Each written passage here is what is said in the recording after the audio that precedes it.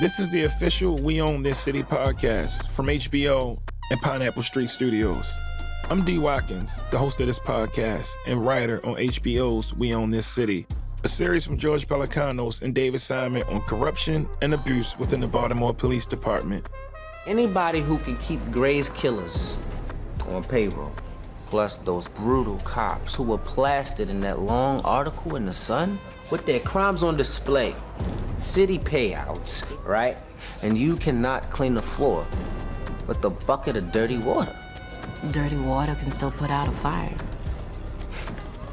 Not the fires in this city. On this episode of the podcast, I'm going to be joined by the author of the book that inspired the series, Justin Fenton, and actor Wunmi Mosaku, who plays civil rights attorney Nicole Steele.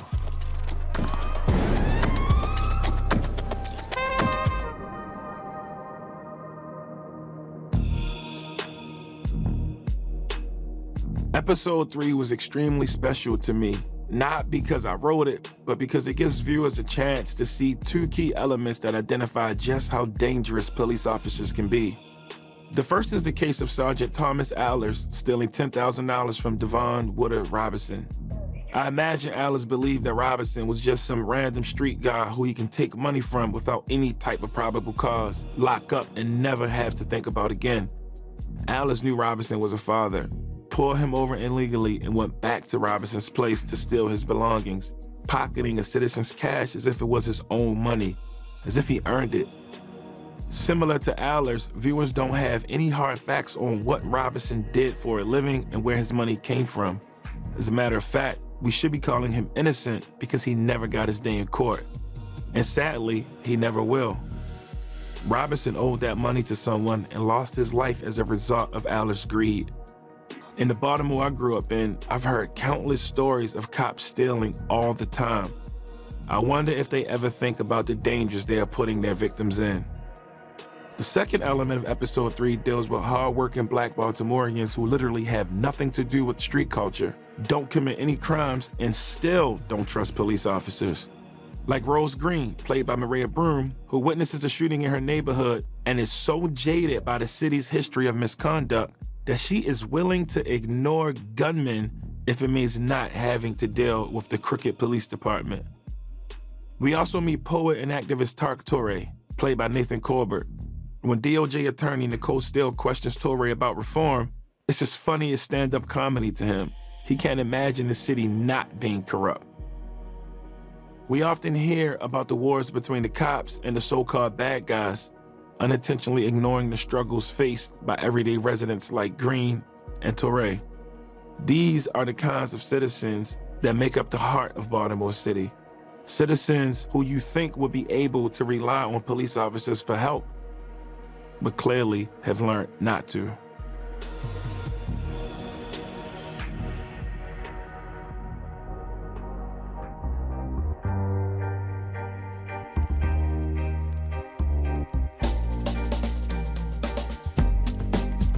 Before we get to Justin Fenton and Wunmi Mosaku, I want to hear from the executive producers and writers of We Own This City, George Pelecanos and David Simon, on some of their thoughts on this episode. Nicole Steele is one of the very few composite characters in our show that is not based on an actual person. We wanted somebody to come to Baltimore with fresh eyes and be the viewer, basically. Like what Nicole Steele sees is what the viewer's seeing for the first time. We wanted to establish a character who was effectively a veteran investigator of this kind of stuff in the city and have her probe the whys. You know, why did it get to this point? What did the police department value? What did they not value? What did they allow? What did they not allow? How did we get here? And so her story is one of that discovery of the why. And without that, I think the miniseries would be just a can we catch them? Can we catch the bad cops story, which I would find very unsatisfying from my point of view as a writer. Not the least of which is because it's been done before and done well on television. I'm not interested in writing an anti-hero. What I'm interested in is why did this happen? And why does it keep happening? And she gets down to the heart of the problem, which is, you know, what do you value? What do you not value? What are your policies? What's the mission? Could there ever be a moment where a police officer performed their job in such a manner that you would agree with the finding that he or she should be fired for abusive behavior or brutality. Could that ever happen in Baltimore? Certainly. Has it ever happened? We are a labor union, Miss Steele. We are here to support our members. And her personal journey is that she comes to see the futility of this endeavor, but she does her job. She follows through in the consent decree, but in the end, the unanticipated election of Donald Trump means that the DOJ is going to cease to investigate anything in terms of police corruption and constitutional policing. These consent decrees, which have been undertaken in any number of cities by the Justice Department, usually under Democratic administrations, they're intended to guide the police department under a federal judge's mandate back to constitutional enforcement of the law.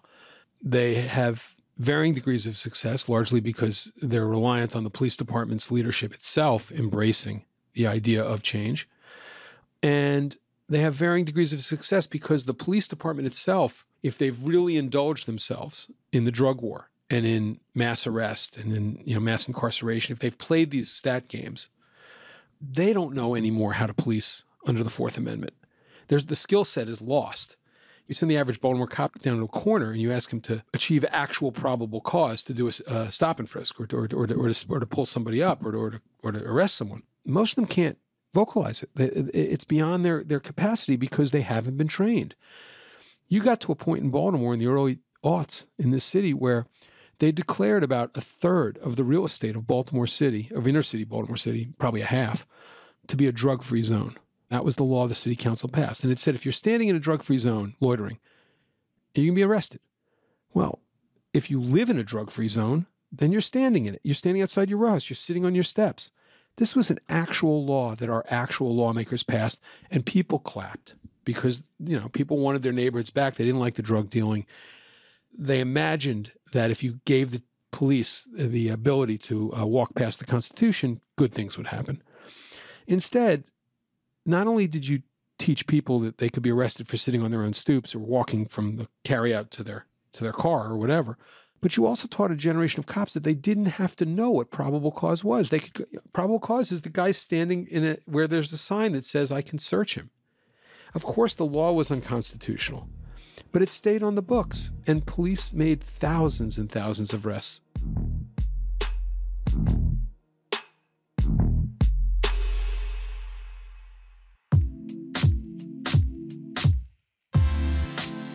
The next person I want to hear from is Wunmi Mosaku, whose credits include Lovecraft Country, Loki, and Luther, just to name a few. And We Own This City, she plays Nicole Steele, an attorney assigned to the Department of Justice's Civil Rights Inquiry into Baltimore's police misconduct. Wunmi Mosaku, welcome to the podcast. How you doing? I'm doing good. So good to be here. Thank you for having me. So happy to hear from you, and just looking at your body of work and some of the things you played in, one of the things I definitely wanted to ask is, why this project? It feels so necessary to tell this story right now. This whole thing of bad apples, it's an argument that's tiring. Here's an example of it not being a bad apple, but an establishment. I don't know how well known this story is in the States, but I wasn't living in the States at the time, so I just didn't know. It wasn't reported in the UK. And so it just felt like something that everyone needed to know, and that there is a cancer, there's a rot in the system that a lot of people are shouting about, but a lot of people are deaf to or blind to, It's funny because when people say a few bad apples, they always leave out the part that a few bad apples spoiled a bunch. Right. They just say, it's a few bad apples, as if the bad apples don't kind of contaminate. So true. I think they need to add that part. So yeah. You were born in Nigeria and you grew up in the UK. I wanted to know, what was it like approaching this story, which is so specific to the United States, and how policing works here? It's very different living here now and being Black in America, being married to an African American, knowing that my future is here and therefore my safety is in the hands of the people in charge. It's very sobering and scary. It does feel different being in a country where police officers have guns. Like, that's not a thing in the UK. Mm-hmm. We're talking about police, and you mentioned the word safety, and the first thing that came to my mind is, wow, I don't affiliate police officers with safety. That's just extraordinary, though, isn't it? That the word policing doesn't evoke the feeling of safety in you. That's so profound that I feel like so many people just ignore that. They don't see that. They don't feel that. And they don't empathize. They just don't relate to that. And I have to acknowledge that I have a privilege. In the UK, as a woman, I've never really encountered the police, whereas all of my black male friends have. And then in the US, when we get stopped by the police, the way that they interact with my husband, very, very intimidating, very, very scary for me. Like, we've made a little thing where I make sure I say something and I'm like, "Hi, officer, I'm sorry, what's the problem?" And I'll do it in a very, very English accent. And the crazy thing is, the next thing that generally comes out of their mouth is like, "Oh, hey, where are you from?" The interaction completely changes because my accent now makes them interact with my humanity. I don't know what it is, but all of a sudden they're like, "Oh, she's British." So that's the answer right there. If we want to fight and change systemic racism, we have to go into these neighborhoods and go into these communities and teach the kids how to get a British accent. I'm running for office. That's what I'm campaigning on. So one of the things I loved about working on the Nicole Steele character is that this was very nonfiction, or as nonfiction as a television show can be, right? Because we checked out dates and the writer's room was full of court documents to recreate what people actually said. Wow. And Nicole Steele was a person that we could actually play around with a little bit because we didn't have to stick to what happened as much. So Right. From your perspective, what do you think Nicole Steele wanted? What was her big desire?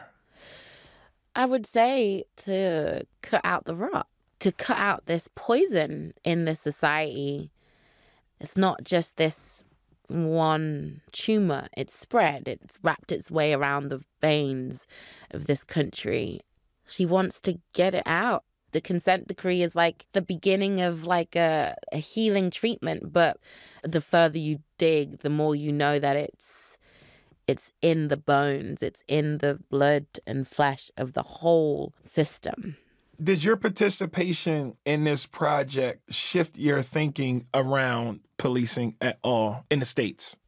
I just didn't realize that there was really no accountability, even to the point where people can't testify because you know that they lie and that the judges know that and they know that and this person knows that. I'm like, oh, you're all in it and you all know that this is rotten and disgusting, and yet you're not doing anything. You're not doing anything. I didn't realize like it was like that. I kind of thought it was maybe more the police, but I didn't realize that other people were in cahoots too, all the way through. Like, it's crazy to me that you can say these guys can't testify because they're known to be perjurers. Then why are you sending them out in the community to work? Right. You're arresting people and then you can't even come to court for someone you arrested because you have a reputation for lying. It totally makes no sense. No sense whatsoever. I mean, that was really quite shocking. And just to the extent that these guys took it like a total disregard for all aspects of your humanity. Absolutely. All of it. Like, there's a part of me that always kind of thought like maybe they're just too quick. People can just act quick and a gun is quick. But this is like, no, this isn't quick. This is slow, insidious, it's consistent, it's sprawling. I kind of always thought the gun was the issue, and I realized it could be deliberate.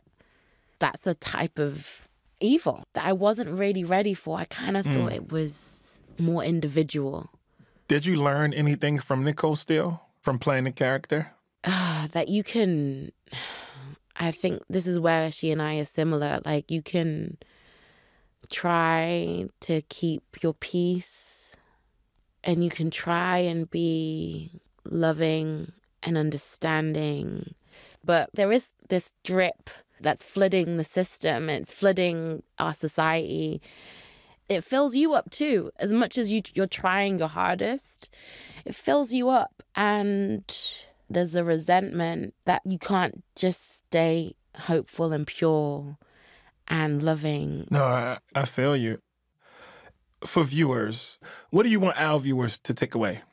Whether or not you feel safe, if the police and policing and the justice system and the society is corrupt, we're not safe. If there is that kind of pain being inflicted by the people that you deem safe, you're not safe. A lot of people think because it works for them, right, that it's a good system, not acknowledging that it doesn't work for so many other people. Right. Nothing that can be that bad to other people could ever be good for you, right? Or the world that you're trying to build for you and yours. Whether or not you feel safe in this moment right now, this needs addressed and fixed and cut out. Absolutely. And replaced and reimagined so that there is actually room for hope. Because we're all here sharing it, and some people get the luxury of feeling hopeful, and some people just don't. Absolutely. Couldn't put it better myself. Thank you so much for doing this. Thank you, Dee. Thank you.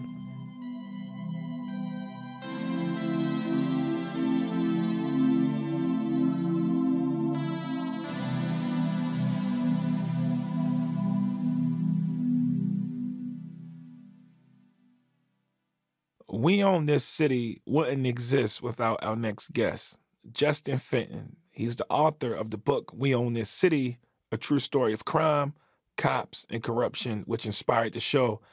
And as a crime reporter for the Baltimore Sun, he was on the team that was a finalist for the Pulitzer Prize for their coverage of the uprising that followed the death of Freddie Gray. Justin, #1 go-to reporter. Welcome to the show. I'm glad to have you. Hey, thank you for having me. Good to be here. So let's go back to the very, very beginning and the first time you heard of the Gun Trace Task Force.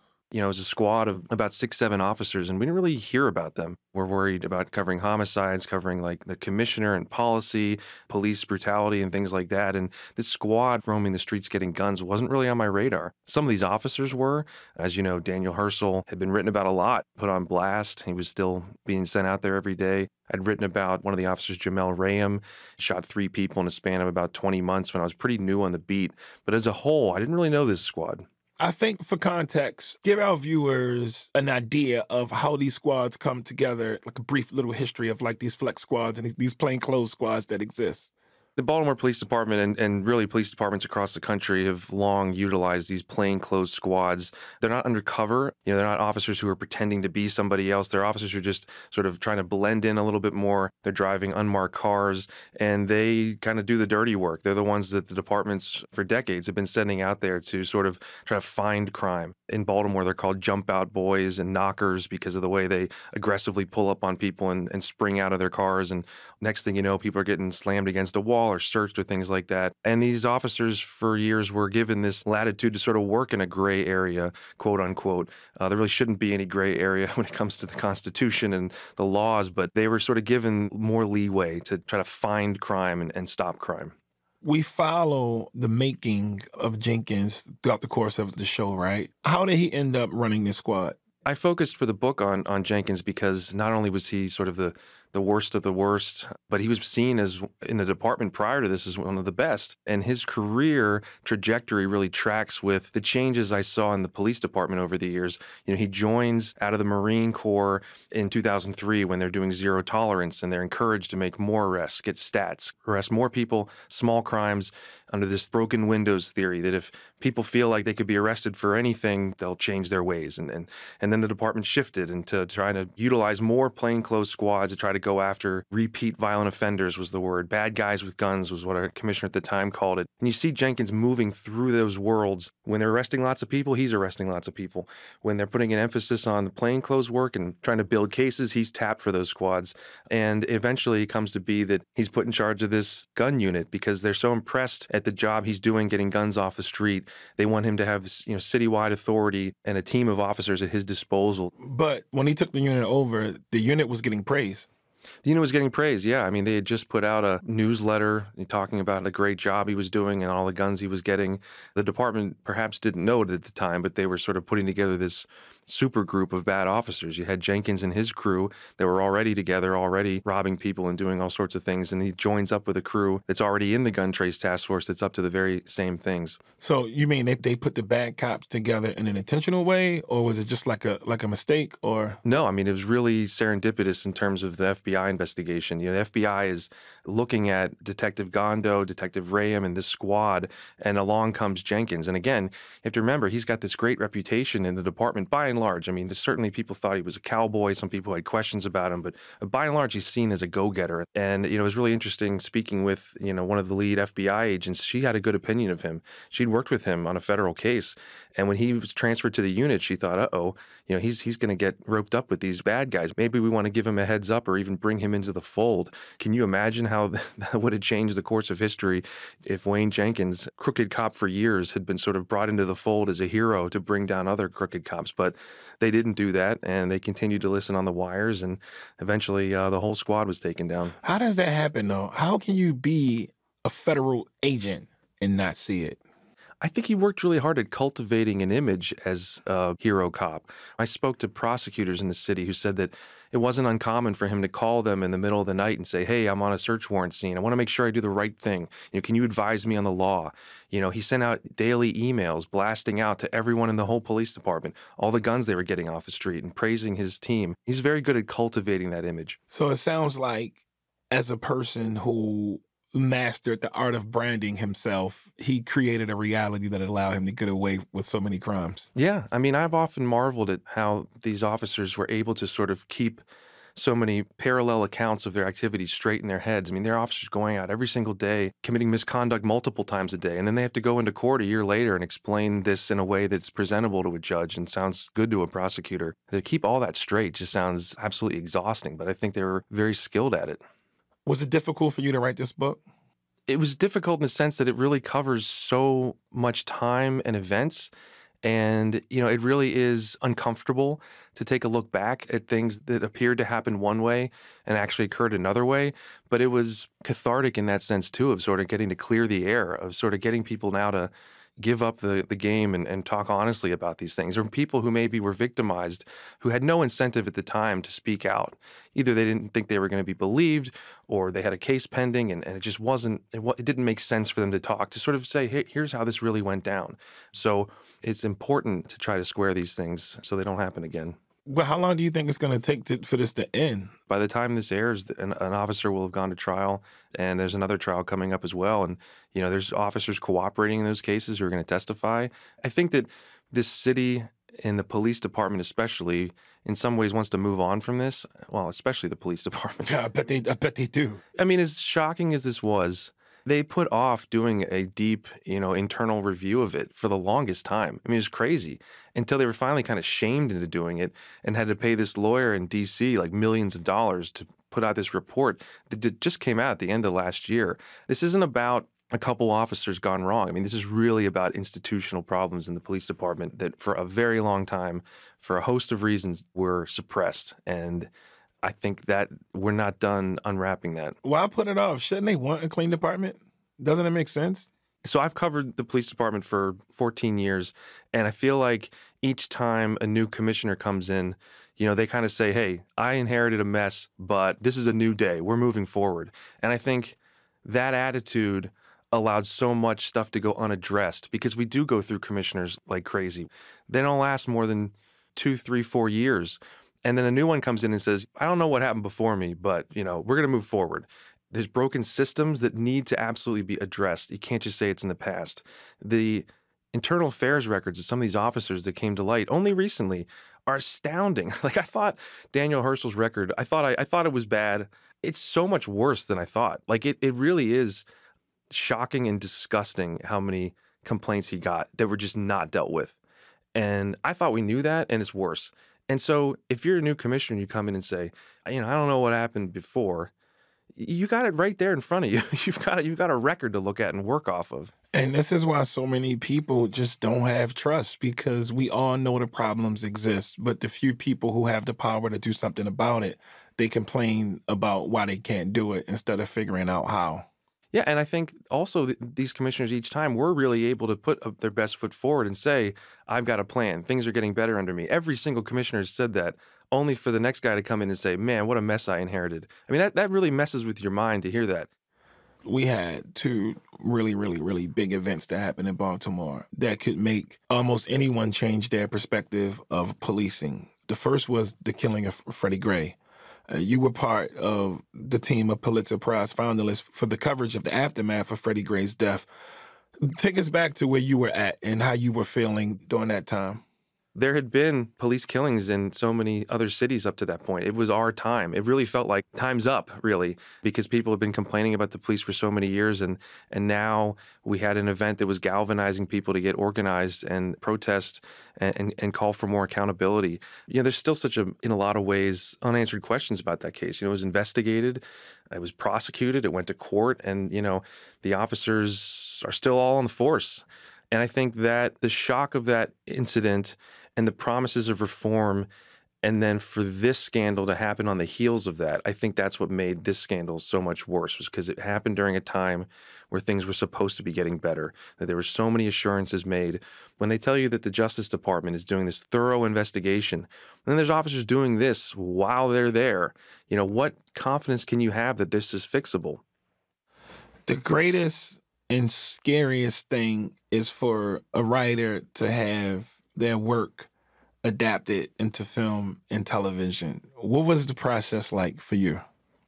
Well, luckily, I got to be in the room. I was in the writer's room with you as a consultant, and just sort of like, I have all this information in my head and on the page, and sort of throwing out examples of things. Maybe if someone had an idea and I didn't feel like it squared up exactly with how things really went, I'd speak up and try to correct that. But obviously, working with such an amazing team, I knew I was in good hands, and everybody had done the work. People have either lived it or just have had some, decades of experience observing police and things like that. And a lot of people have asked me sort of if I'm comfortable about things being dramatized. And I don't really know how to answer that. I think that, this isn't a documentary.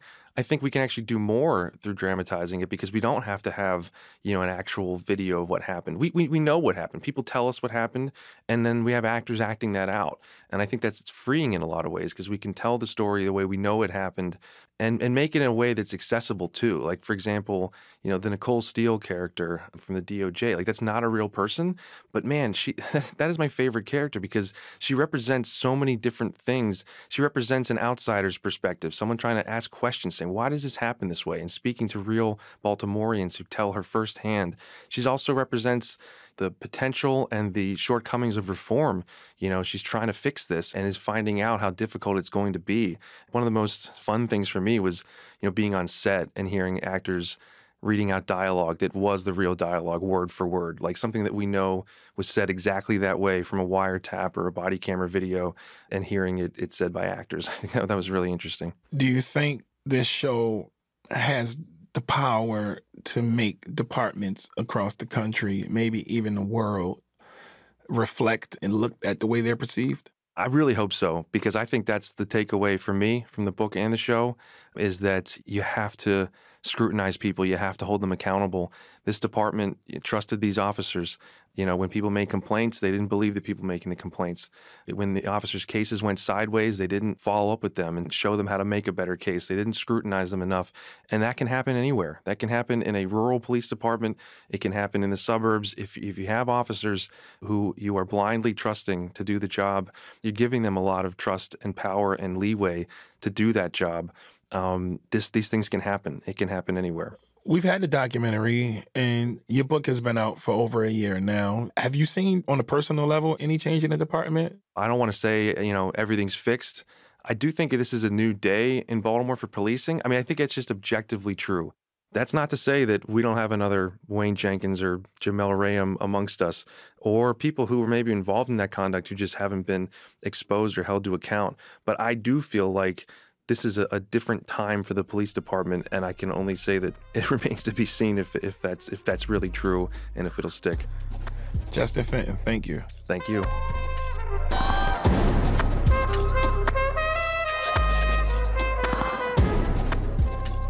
Thanks for listening to the official We Own This City podcast, and a special thank you to our guests, George Pelecanos, David Simon, Wunmi Mosaku, and Justin Fenton. We Own This City airs on HBO Monday nights, and our next episode comes out on May 16th. See you then. This is the official We Own This City companion podcast, hosted by D. Watkins, and it's a production of HBO and Pineapple Street Studios. Our senior producer is Emmanuel Hapsis. Our consulting producer is Carrie Untholas. Maria Robbins Somerville is our associate producer. Aaron Kelly is our managing producer. And our engineer is Hannes Brown. Our executive producers are Gabrielle Lewis, Barry Finkel, Max Linsky, and Jenna Weiss-Berman. Production music is courtesy of HBO. And you can watch episodes of We Own This City on HBO Max.